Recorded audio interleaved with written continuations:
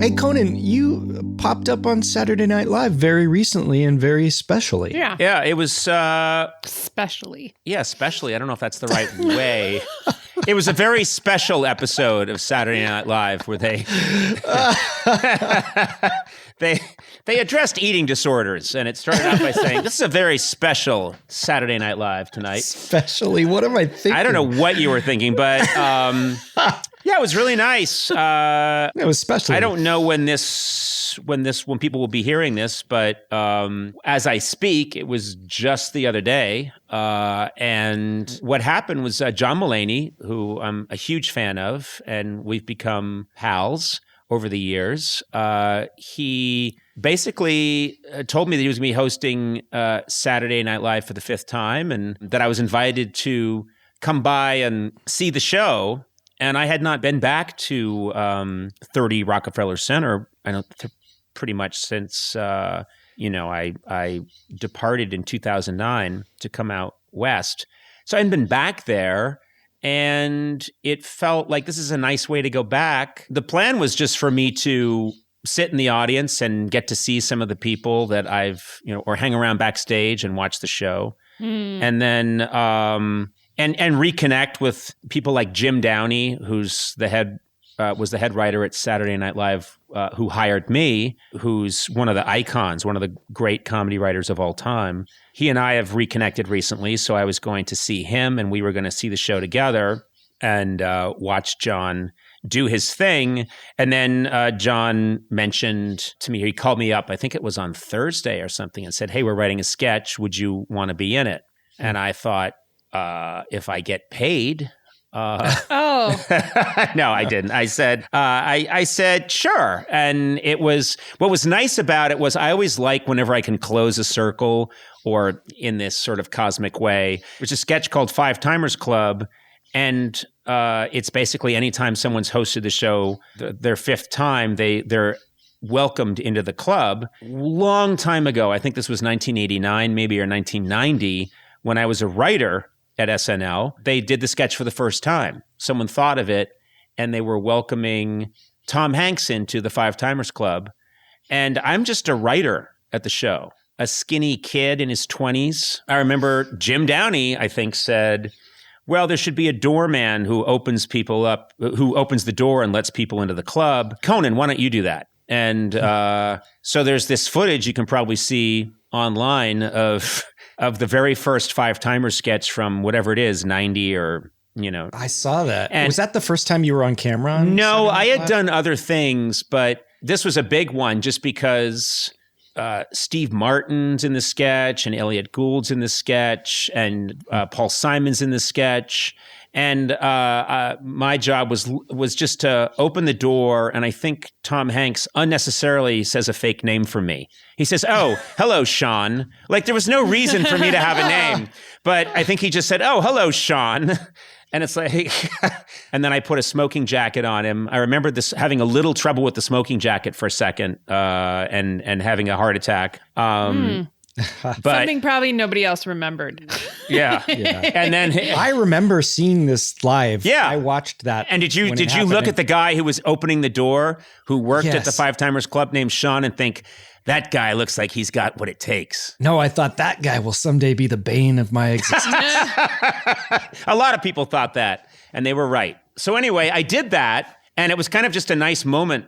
Of all the moments in my life, that was just a nice little moment that I had. So then John Mulaney very kindly said, "Oh, it'd be kind of cool if Conan was in this Five Timers sketch," and came by, and he gave as the reason when they asked me, "What are you doing here?" I said, "I'm here to sign up for Peacock." That was great. And great line. But and then so John wrote this nice thing, and I thought, well, this is okay, this will be fun. And then I come back to NBC, and I hadn't been there in a long time. And it was just lovely because all these cameramen, Blay, you can jump in here because Aaron Blair, you worked with me at not at Saturday Night Live. You worked with me at Late Night, which was on the 9th. Yep. We were on the 9th floor, and SNL is on the 8th floor, and their offices are on the 17th floor.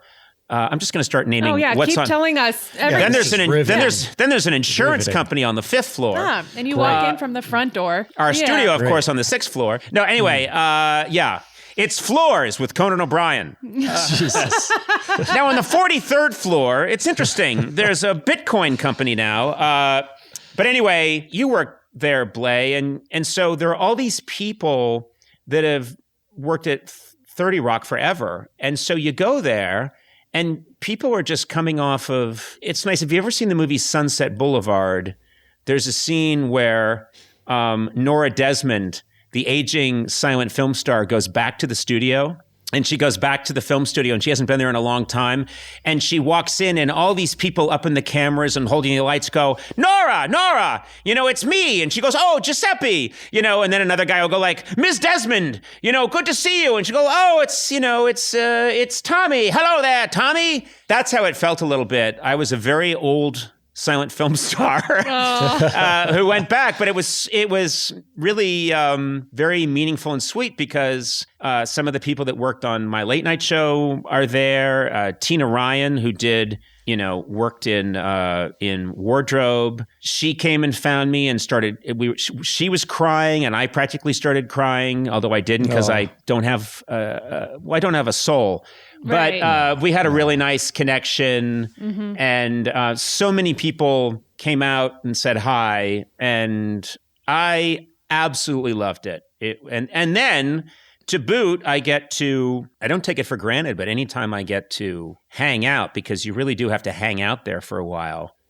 If you're doing it, you have to do it at Dress, you have to do it at Air. So who am I hanging out with? Tina Fey, Steve Martin, Candice Bergen was in the sketch, and Elliot Gould, and, Paul Rudd, who, it's one of those things where you'd love to be able to say, the way you think Paul Rudd is a nice guy. Well, let me tell you. And then there is not a nicer human being in the world than Paul Rudd. And he's really funny, obviously, and great. So I was just having the time of my life, hanging out with these guys. You mentioned the podcast. Oh yeah, well that was really disparagingly. You're bearing the lead. Disparagingly, yeah. Yeah. Well, they had this great setup line, which was, I basically say, John Mulaney, this is a very special thing. Why I host, I was on TV for 30 years, and I can now, I think I'm bragging or somewhat about how I've been on TV for 30 years, and then he says, or for decades, and then he says, well, what do you do now? And I just went, I have a podcast. and getting to just hang out with such, it's funny because people assume that because I've been doing this a long time that I wouldn't get fazed by people, but I'm always going to be a little intimidated by a Steve Martin and frankly also a Tina Fey. I think she's absolutely brilliant, and every time I'm around Tina, I'm like, I'm on my best behavior because she's one of the best of all time. And so anyway, that was all great. But what was really funny is I make that kind of joke about, I'm just doing a podcast, big deal, haha. And the crowd really laughs. And then I'm walking, when the sketch is over and the band's playing, you have to walk through the crowd to get back to your dressing room. And people in the crowd started shouting, Karakai! Karakai! Oh! And I was turning around and it was so funny because I've just been like, I just have a podcast. And then I'm walking through that crowd and those chairs are on the floor and a guy goes, Karakai! And then someone else goes, Karakai! And then someone else is like, is God made her? And I'm like, man! Oh my God! Yeah, this is great. And then so that was, and then I went to the after party and talked to Lorne Michaels for a really long time, he's the reason anybody knows me at all. He plucked me from pretty much complete obscurity and put me in this impossible position. So that was anytime I get to cross paths with him and sit there and have a drink and talk is really a big deal for me. And also getting to talk to that cast and those writers, they're super talented. And so it just was kind of emotional, to get to go back and have that connection